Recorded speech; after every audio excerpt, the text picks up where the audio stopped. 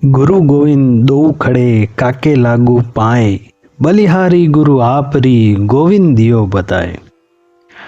आज हम गुरु पूर्णिमा तो बड़े श्रद्धा और भाव से मनाते हैं, लेकिन क्या आपने कभी सोचा है कि आखिर इस दिन को व्यास पूर्णिमा क्यों कहा जाता है? महर्षि वेदव्यास जी कौन थे?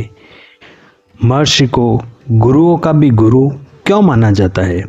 और यदि महर्षि वेदव्यास जी इस धरती पर अवतरित न हुए होते तो क्या आज हम वेद, पुराण, महाभारत और श्रीमद् भगवत गीता जैसे दिव्य ग्रंथों का ज्ञान प्राप्त कर पाते? आइए आज गुरु पूर्णिमा के इस पावन अवसर पर महर्षि वेदव्यास जी के जीवन को जानने और उनके अतुलनीय योगदान को समझने का प्रयास करते हैं। राम राम सा, मैं विशाल वैष्णव आप सब प्यारे प्यारे भक्तों का स्वागत करता हूं आज के व्लॉग में। आप सभी को गुरु पूर्णिमा की हार्दिक शुभकामनाएं। वीडियो शुरू करने से पहले एक छोटा सा निवेदन है, इस वीडियो को बिना स्किप किए अंत तक अवश्य देखें, क्योंकि इसमें कुछ ऐसे रोचक तथ्य हैं जिन्हें बहुत कम लोग जानते हैं।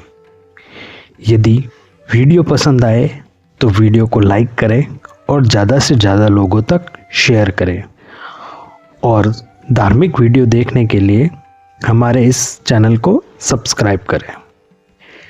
गुरुदेव के जयकारे के साथ शुरू करते हैं आज का व्लॉग। जय गुरुदेव। महर्षि वेदव्यास जी महर्षि पराशर और माता सत्यवती के पुत्र थे। महर्षि वेदव्यास जी का जन्म यमुना नदी के मध्य स्थित एक द्वीप पर हुआ था। उनका वर्ण श्याम था और उनका जन्म द्वीप पर हुआ था, इसलिए उनका प्रारंभिक नाम कृष्ण द्वैपायन पड़ा। जन्म लेते ही उन्होंने अपने माता पिता को प्रणाम किया और तपस्या के लिए वन की ओर प्रस्थान किया। जाते समय उन्होंने अपनी माता सत्यवती से वचन दिया कि जब भी माँ आप मेरा स्मरण करेंगी, मैं तुरंत आपके सामने उपस्थित हो जाऊंगा। यही कारण है कि महर्षि वेदव्यास जी का जीवन बचपन से ही असाधारण और दिव्य माना जाता है। समय बीतता गया और महर्षि वेदव्यास जी ने अपने तप, ज्ञान और दूरदर्शिता से यह अनुभव किया कि आने वाले कलयुग में मनुष्यों की स्मरण शक्ति, एकाग्रता और आध्यात्मिक क्षमता पहले जैसे नहीं रहेगी। महर्षि जानते थे कि यदि सनातन धर्म का विशाल ज्ञान उसी रूप में बना रहा तो आने वाली पीढ़ियों के लिए उस ज्ञान को समझना अत्यंत कठिन हो जाएगा। इसी करुणा और लोक कल्याण की भावना से महर्षि ने उस एक विशाल वेद को 4 अलग अलग भागों में विभाजित किया: ऋग्वेद, यजुर्वेद, सामवेद और अथर्ववेद। वेदों का विभाजन करने के कारण ही उन्हें वेदव्यास कहा गया। यह केवल ज्ञान का विभाजन नहीं था, बल्कि आने वाली समस्त मानव जाति के लिए आध्यात्मिक ज्ञान को सरल और सुरक्षित बनाने का एक दिव्य प्रयास था। लेकिन महर्षि वेदव्यास जी का योगदान केवल यहीं तक सीमित नहीं रहा। उन्होंने वेदों के विभाजन के अलावा 18 महापुराणों की रचना और संकलन का महान कार्य किया। महर्षि वेदव्यास जी ने ब्रह्मसूत्र जैसे गहन दार्शनिक ग्रंथ की रचना की और फिर मानव इतिहास के सबसे महान महाकाव्य महाभारत की रचना की, जिसे आज विश्व का सबसे बड़ा महाकाव्य माना जाता है। महाभारत की रचना से जुड़ी एक अत्यंत रोचक कथा प्रचलित है।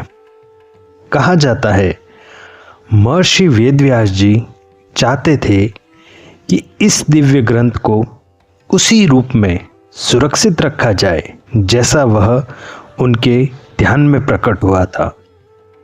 इसके लिए उन्होंने स्वयं भगवान श्री गणेश जी से इसे लिखने का निवेदन किया।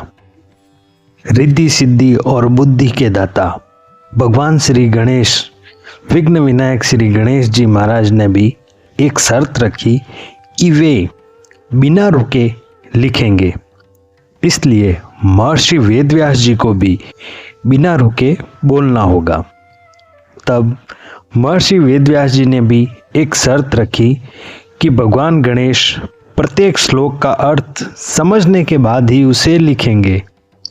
इस प्रकार जब जब महर्षि को समय की आवश्यकता होती, वे अत्यंत गूढ़ श्लोकों का उच्चारण करते और उसी समय अगले श्लोकों की रचना कर लेते। इसी दिव्य संवाद के माध्यम से महाभारत की पूर्ण रचना हुई और यही महाभारत हमें श्रीमद् भगवद गीता का वह अमृतमय ज्ञान प्रदान करती है जिसे स्वयं 16 कलाओं से युक्त भगवान श्री कृष्ण ने अर्जुन को कुरुक्षेत्र की युद्ध भूमि में सुनाया था। आज करोड़ों लोग जिस गीता का अध्ययन करके जीवन का मार्ग खोजते हैं, उसे संसार तक पहुंचाने में महर्षि वेदव्यास जी की भूमिका अमूल्य है। ऐसे महर्षि वेदव्यास जी को हम दिल से सादर प्रणाम और बारंबार नमन करते हैं।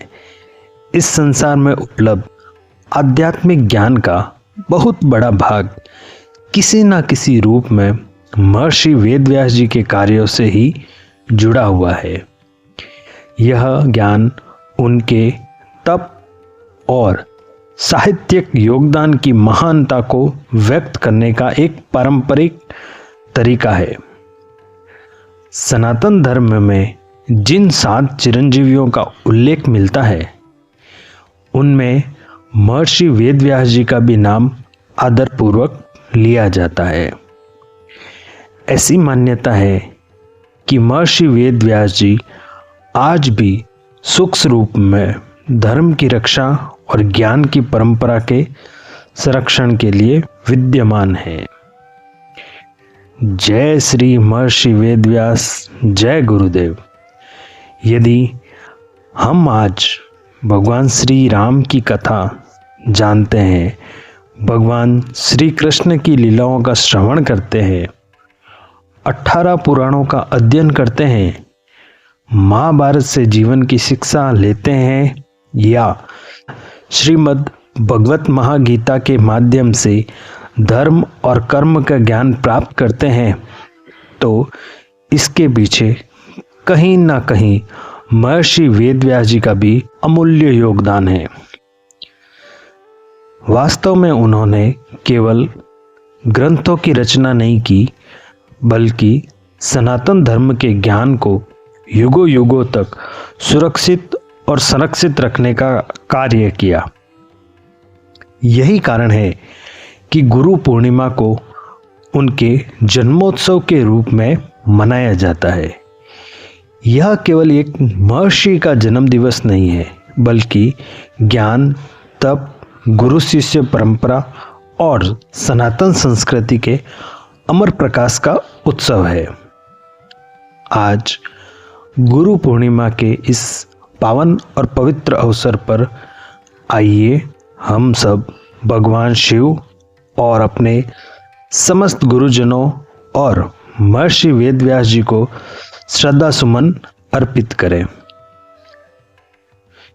उनसे प्रार्थना करें कि उनके ज्ञान का प्रकाश सदैव हमारे जीवन में बना रहे और हमें सत्य, धर्म, भक्ति तथा आध्यात्मिक ज्ञान के मार्ग में आगे बढ़ने की प्रेरणा मिलती रहे। ऐसे ही सनातन धर्म हमारे ऋषि मुनियों, मंदिरों और आध्यात्मिक यात्राओं से जुड़े वीडियो देखने के लिए हमारे इस चैनल को सब्सक्राइब करें। और वीडियो को लाइक करके अपना स्नेह और आशीर्वाद अवश्य प्रदान करें। कमेंट में पूरे श्रद्धा और प्रेम भाव से महर्षि वेदव्यास जी और अपने गुरु के नाम का जयकारा अवश्य लगाएं। महर्षि वेदव्यास जी की जय हो।